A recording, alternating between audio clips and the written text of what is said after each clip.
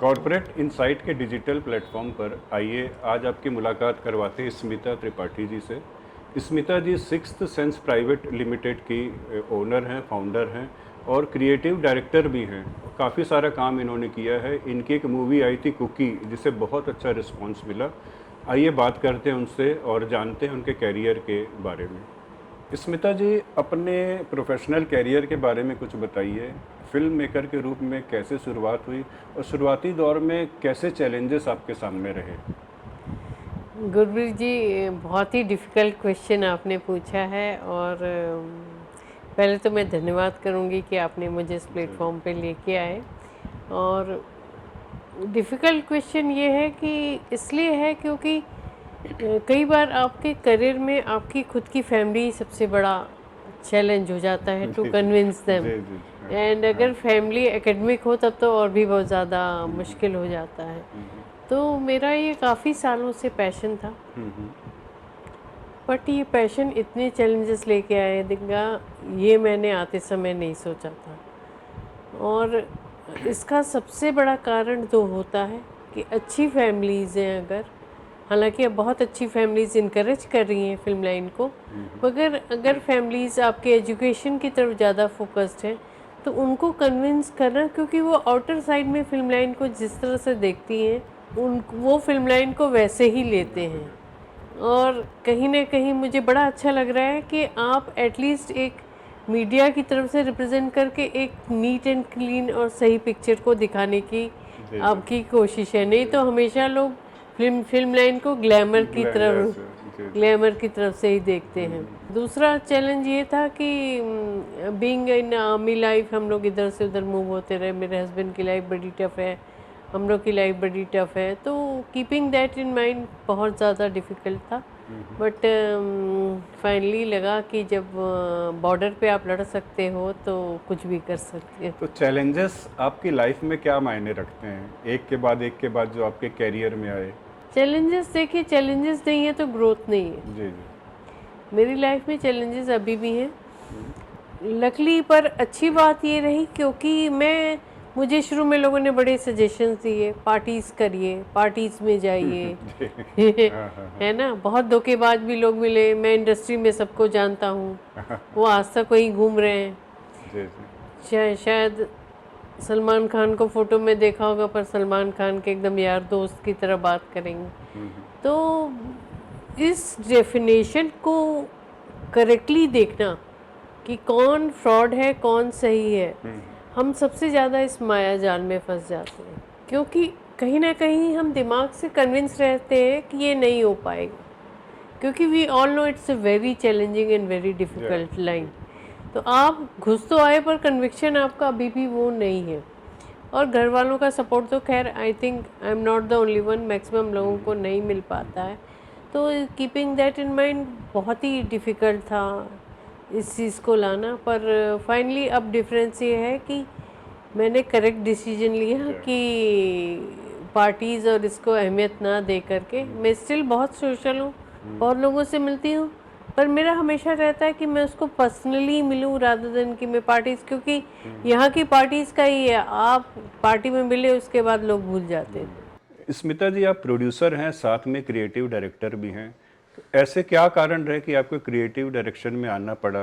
क्या वजह रही इसकी? गुरप्रीत जी, उसकी बहुत बड़ी वजह रही, मेरा कुछ ऐसे लोगों से सामना हुआ कुकी फिल्म के दौरान जिन पे मैं बहुत ज़्यादा विश्वास करती थी। और कहते हैं ना कि जिस पे आप ज़्यादा विश्वास करो वही आपको चीट करके जाते हैं। जी जी। तो लोगों को, क्योंकि मैं थोड़ी हम्बल साइड में हूँ, और तो लोगों को कई बार लोग हम्बल होने को नाइव होने से ये कर लेते, कंफ्यूज कर लेते हैं कि अच्छा इनके साथ तो कुछ भी कर लेंगे। तो आप विश्वास नहीं करोगे, मेरी ही फिल्म थी, मेरा ही पैसा था और मुझे ही कुछ देखने नहीं दे रहे थे। ओह, अच्छा। तो आप प्रोड्यूसर है, आप बैठ जाओ। और मैं सीखने पे बहुत बिलीव करती हूँ। मुझे लगता है कि कोई चीज़ को आपको लाइफ में सीखना बहुत ज़रूरी है, और मैं सीखने के पर्पज़ से ही आई थी कि मुझे अच्छे काम करने हैं, मुझे डेप्थ तक जाना है। देन आई डिसाइडेड कि नहीं, डायरेक्शन भी एक ऐसा एरिया है जो हर प्रोड्यूसर को जानना चाहिए। नहीं तो कई बार डायरेक्टर्स क्या कर रहे हैं क्या नहीं कर रहे हैं, ये आपकी फिल्म जब तक बन के फर्स्ट कट आपके हाथ में आएगा तभी आपको पता चलेगा अच्छा ये सब गड़बड़ हो गई इस चीज़ में, जो हमने भी पहली फुल बार एक्सपीरियंस किया।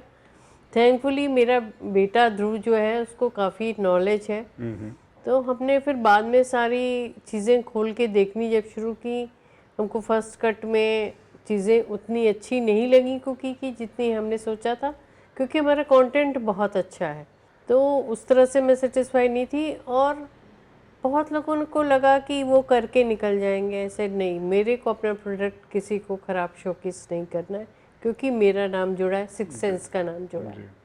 तो उसके बाद से फिर हमने सारा ओपन किया, उसका री-एडिट किया और एक एक कॉर्नर मैंने समझा, और आज की डेट में मतलब मैं इतनी इक्विप हूँ कि आप मुझे किसी भी प्रोजेक्ट पे छोड़ दे, मैं उसको प्रोड्यूस और डायरेक्ट दोनों फिर से एक नई शुरुआत आपको करनी पड़ी, फिर से फर्स्ट पूरी प्रोजेक्ट को पूरी लेके। पूरी नई शुरुआत करनी पड़ी।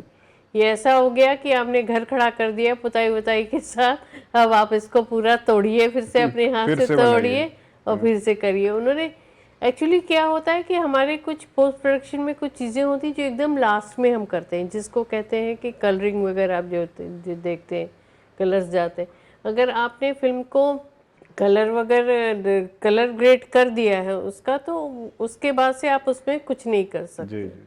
तो वो एक्टिविटी ऐसी होती है कि कलर ग्रेडिंग और टाइटलिंग, ये सारे काम है, जो स्पेशल इफेक्ट्स हम देखते हैं, वीएफएक्स देते हैं, वो हम एकदम एंड में ले जाते हैं, क्योंकि हमको पता होता है कि इसके बाद हम इसमें कुछ भी नहीं ऐड ऑन कर सकते, कुछ नहीं कर सकते अगर आपको री एडिट करना है।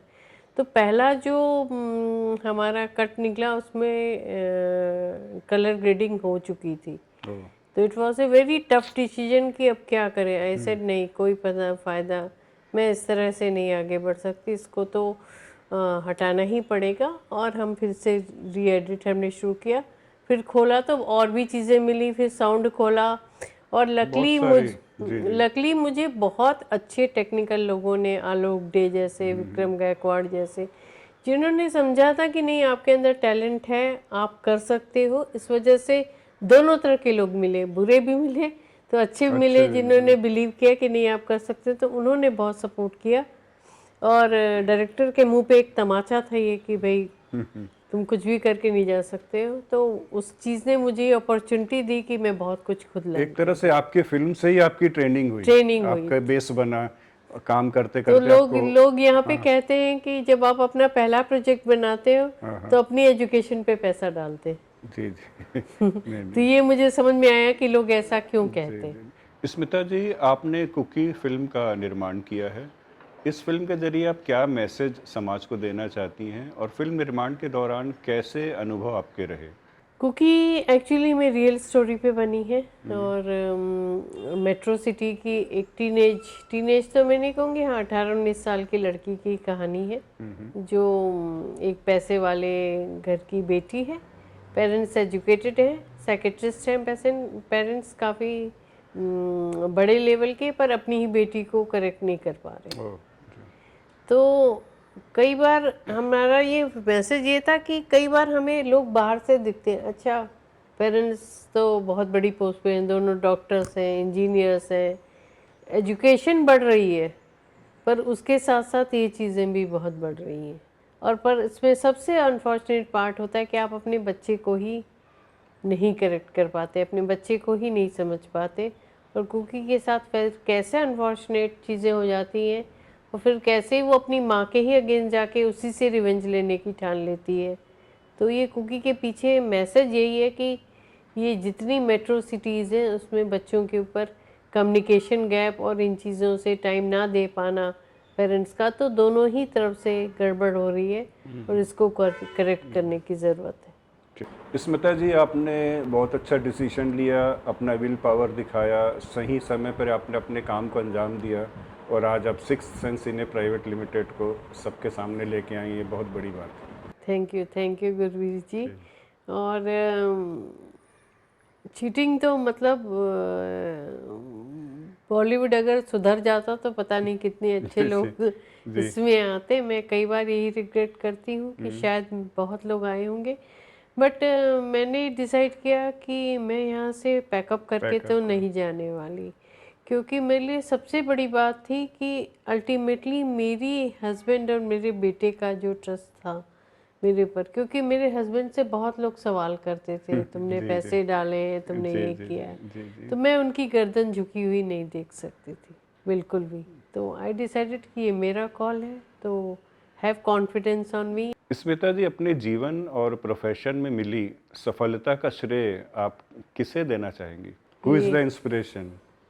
इंस्पिरेशन तो बहुत मुश्किल है बताना, क्योंकि मेरी फैमिली में टफ लोग हैं but they don't have the background of film industry. Salman sir को मैं बहुत प्रेस करती हूँ। तो मैं जनरली ऐसे लोगों को पढ़ती हूँ, सुनती हूँ जो लोगों ने लाइफ में अपने स्ट्रगल किया है। वो आप जैसे लोग भी हैं जो लोग कुछ अलग कर रहे हैं, जो बड़े इंस्पायरिंग हैं मेरे लिए। तो कोई ज़रूर नहीं कि आपको इंस्पिरेशन फिल्म लाइन से ही मिले, जी, जी। बहुत सारी चीज़ों से बहुत मिलते हैं। सारी चीज़ों से मिलता है। बहुत सारी चीज़ें मैं अभी भी सुनती पढ़ती हूँ, क्योंकि एक दिन भी अगर मैं उससे अपने को स्विच ऑफ करूँ तो ये इतना बड़ा प्लेटफॉर्म है कि आपको सडनली लगता है मेरे जैसा ऑर्डिनरी आदमी इसमें। पर जब लोगों के मुंह से तारीफ सुनती हूँ तो लगता है कि जी, नहीं, कुछ तो बात है। स्मिता जी, बॉलीवुड में जब आपके अच्छे कार्यों की तारीफ के बजाय आलोचना हो जाती है, तो आप उसे किस रूप में स्वीकारती हैं? गुरवीर जी, आलोचना सुनना तो किसी को भी नहीं अच्छा लगता, जी। तो मुझे भी नहीं लगता। पर सबसे फनी बात उसमें ये है कि आलोचना करने वाले वो लोग हैं जिन्होंने आज तक शायद एक फिल्म, क्या एक शॉर्ट फिल्म तक ना बनाई होगी। तो वो आपको थोड़ा सा डिसहार्टन कर देते हैं, क्योंकि आप जब तक उस शूज़ को पहनेंगे नहीं, आपको पता नहीं चलेगा जूते का साइज़ सही है कि गलत है। जी। तो इसके लिए उस शूज़ में जाना और उस चीज़ों को समझना, तो अब मुझे बहुत सारी चीज़ें समझ में आती हैं। हालांकि कई बार लोग सही भी कमेंट करते हैं, तो मैं इस डिफरेंस को समझती हूँ कि जो मुझे ये आलोचना कर रहा है वो एक्चुअली में वेल विशर है, या उसको एक जेलसी हो रही है कि अभी तक वो तो कुछ कर नहीं पाए तो मैंने कैसे कर लिया। बहुत लोगों को लगता है अच्छा, एक उम्र होती है तो अलग अलग कमेंट आपको सुनने को मिलते हैं, तो उनको लगता है अब आप कर ले रहे हो, वो कर नहीं कर पाए। मैंने बताया ना, बहुत लोग मिले जो मुझे आने के बाद मुझे बहुत फील कराया गया कि आप तो बाहर के हो, जी। आप तो बाहर के हो। लोग अपने साथ लेके नहीं गए, सो कॉल्ड जो लोग अपने को एस्टेब्लिश मानते थे यहाँ पे, उन्होंने मुझे किसी भी चीज़ से एक्सपोज नहीं कराया कि कहीं मैं सीख के कुछ उनसे आगे निकल गई तो उनके लिए मुश्किल हो जाएगी। तो एक ये फीलिंग यहाँ पे हमेशा रहती है। आइए आपकी मुलाकात करवाते हैं ध्रुव से, और स्मिता जी से जानते हैं कि आपके कामों में कितना सहयोग करते हैं और किस तरह से परफॉर्म कर रहे हैं आपके कामों में। ध्रुव जो है वो मेरे सुपुत्र हैं, और पर हमने जब काम शुरू किया था तो ये मेरे बिल्कुल अपोजिट थे। अच्छा। मैं थोड़ी वर्कोहलिक अल्कोहलिक टाइप हूँ। मेरे को संडे से भी विड्रॉ करना बड़ा मेहनत का काम लगता है। मैं संडे भी काम करना चाहती हूँ। ध्रुव थोड़े लेज़ी हैं, और शुरू में तो बहुत लेज़ी थे और इनको काफ़ी मार मार के सही किया गया है। पर जोक्स अपार्ट, ये लड़के में एक खासियत अपने पकड़ी शुरू में कि इसके ऊपर अगर आप कोई काम छोड़ देंगे जी, जी। तो ये बहुत अच्छे से रिस्पॉन्सिबिलिटी से काम करता है। होता है कि हम लोग कई बार सोचते हैं ना, अरे कुछ कर नहीं रहा, अरे अभी हम बात बोलें, अभी ये हमारे टाइम की ट्रेनिंग है कि बच्चे को 4 चीज़ें बोलो, 5 चीज़ें उसको उठाओ, मोटिवेट करो। बट मुझे लगता है आजकल के बच्चे खुद सेल्फ सफिशिएंट हैं कि उन्हें करना क्या है। तो तुमको ये बात पता थी कि मुझे करना क्या है, पर ये कभी कभी बहुत आउट ऑफ फोकस होता है। पर अभी जो इसका फोकस है वो काफ़ी सीरियस है अपनी चीज़ों को लेकर के। और टेक्निकली ये बहुत साउंड है, टेक्निकली इतना साउंड है कि एज ए डायरेक्टर आप कहीं भी अटकें तो आप you know where to connect. तो मुझे कुकी के टाइम जब डायरेक्टर ने गड़बड़ किया तो ध्रुव इज़ द ओनली पर्सन जिसने समझा कि कहाँ पे प्रॉब्लम है, कहाँ क्या प्रॉब्लम है। और शायद एडिट में ये इंसिडेंट हुआ कि डायरेक्टर ने से कहा तू तू करेगा क्या एडिट, तू तू बैठेगा क्या एडिट में, समथिंग लाइक दैट। तू बैठेगा एडिट, और ये रोता रोता मेरे पास आया कि वो तो डायरेक्टर मुझे ऐसे बोल रहे हैं। मैंने कहा तुम हटाओ डायरेक्टर को, you take over, we will take over and will show them what we can do, है ना। क्योंकि कई बार ऐसा होता है कि अगर कोई आदमी टैलेंटेड है तो आप उसकी हेल्प लो, कई बार आपको ऐसा लगता है कि ये क्रेडिट ना ले जाए, तो एक इनसिक्योरिटी लोगों को यहाँ पे बहुत होती है। फिर ध्रुव को तब से जब ध्रुव बैठने लगा और इंडिपेंडेंटली इसने कुकी को हैंडल किया, उसके बाद से इसका कॉन्फिडेंस बहुत अप गया। अपना 100% देते हैं। हाँ 100% तब 100%। अच्छा ध्रुव, अभी आपने एक नया स्टूडियो भी लॉन्च किया है, बहुत हाई टेक, तो उसके बारे में कुछ बताएंगे, क्या क्या फैसिलिटीज़ हैं उसमें, पोस्ट प्रोडक्शन की और जो भी हैं? जी, हमने ये six sense Cinevision private limited जो हमारी कंपनी है, उसी के अंडर जो है हमने ये पोस्ट प्रोडक्शन का काम स्टार्ट किया है, जो बेसिकली फिल्म्स हैं, वेब सीरीज़ हैं, म्यूज़िक वीडियो हैं, शॉर्ट फिल्म्स हैं, एड्स हैं, इन सब तरह की चीज़ों का ऑफलाइन एडिट आप उस पर करा सकते हैं। ऑफलाइन बेसिकली जो है आपका जब शूट ख़त्म होता है उसके बाद का पहला स्टेज जो प्रोसेस होता है पोस्ट का, वो होता है ऑफलाइन एडिट बनवाना उसका।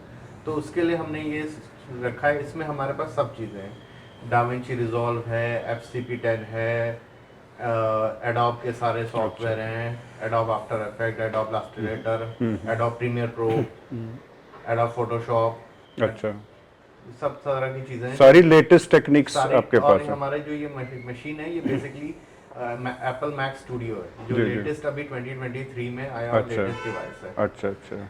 सो हमने रखा भी बहुत हाई कॉन्फ़िगरेशन मशीन है, ताकि क्या कहते हैं हैवी से हैवी वर्किंग भी इसमें हो सकती है, और इसको काफ़ी अपग्रेड करके आगे ले जाने का भी प्लान ऑप्शन है। है। जी जी। तो आपको लगता है कि जो कमी एक महसूस हो रही थी, कमी तो नहीं कहेंगे, लेकिन आपने अपने काम को जो एक्सपांड किया है उसमें आप खरे उतरने वाले हैं? लगता तो है, उतरना तो चाहिए ही, जी जी जी इसीलिए स्टार्ट किया है। जी जी जी। स्मिता जी, अपने जीवन और प्रोफेशन में मिली सफलता का श्रेय आप किन्हें देना चाहेंगी?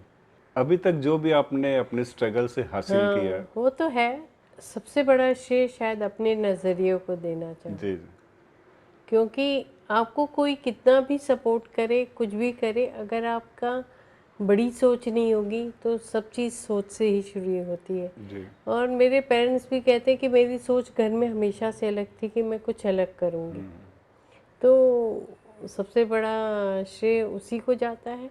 फिर मेहनत, कभी ना हारने वाला स्वभाव और लगातार सीखने की लगन।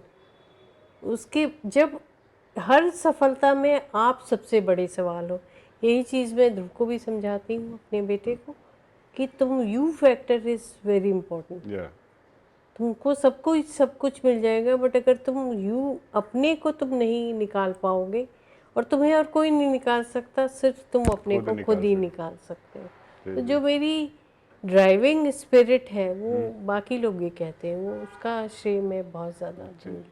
स्मिता जी, आप एक वेब सीरीज शुभम से शौर्य तक लेके आ रही हैं, इसका क्या विषय है और आपकी जो आपने इसमें रिसर्च किया है इसके बारे में दर्शकों को क्या बताना चाहेंगी? ये एक आर्मी पे बैकड्रॉप पे एक वेब सीरीज़ है। शुभम एक लड़का है जो हम लोग के बीच में से कोई भी हो सकता है, ये उसकी कहानी है। उसके शौर्य की भी कहानी है और शौर्य उसका भाई है, उसकी भी कहानी है। अच्छा। तो मैंने इस कॉन्सेप्ट को ऐसे ही मेरे दिमाग में, मैं आर्मी में बहुत दिन से कुछ करना चाह रही हूँ, बहुत पैशन है, क्योंकि मुझे लगता है कई बार जो मैंने देखा है आर्मी को, जिस तरह से देखा है और जितना मुझे प्यार है इंडियन आर्मी से, मैं इसको बहुत टाइम से पेन डाउन करने की कोशिश कर रही थी कि मैं कुछ इस पर लिखूं। फिर कारगिल जब हुआ तो कारगिल के बाद से मेरे को बहुत सोचने पे चीज़ें ने मजबूर किया कि इंडियन आर्मी में इतनी यंग डेथ्स क्यों हुई, और ये यंग लड़के जब वॉर में जाते होंगे तो इनकी मेंटल साइकोलॉजी, इनके घर वालों की साइकोलॉजी, जब इनकी बॉडीज़ आती थी तो देखी साइकोलॉजी क्या होती है।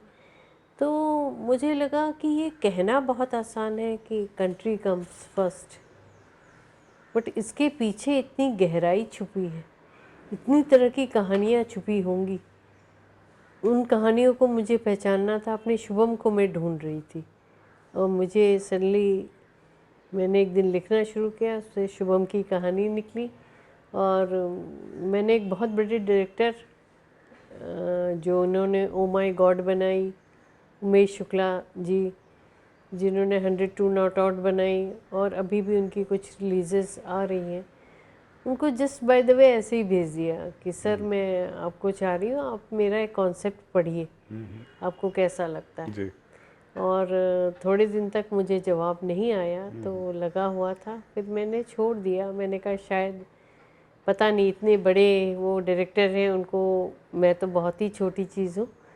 और फिर उनका मुझे फ़ोन आया सडनली एक दिन आफ्टरनून में कि स्मिता जी आपने बहुत कमाल का कॉन्सेप्ट लिखा है और मैं इसको करना चाहूँगा।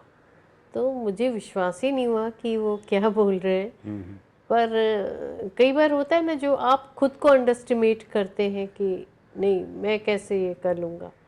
और फिर उसके बाद से बस हमारी शुभम की कहानी शुरू हुई और अभी हमने प्री प्रोडक्शन स्टार्ट कर दिया है। उसकी फाइनल स्क्रिप्ट वगैरह पे वर्किंग हो रही है, बहुत जल्दी हम अनाउंस करेंगे तो आपको पता लगेगा। बहुत शुभकामनाएं आपके नए प्रोजेक्ट के लिए, और बहुत अच्छी चीज़ निकल के दर्शकों के लिए सामने आएगी आपके नए प्रोजेक्ट शुभम से शौर्य तक। जी जी जी, तो बहुत बहुत शुभकामनाएं आपको आपके नए प्रोजेक्ट के लिए, आपके नए स्टूडियो के लिए। बहुत अच्छा करें, बहुत आगे थैंक जाएं। You so much. बहुत बहुत शुक्रिया आपका भी, ध्रुव जी आपका भी।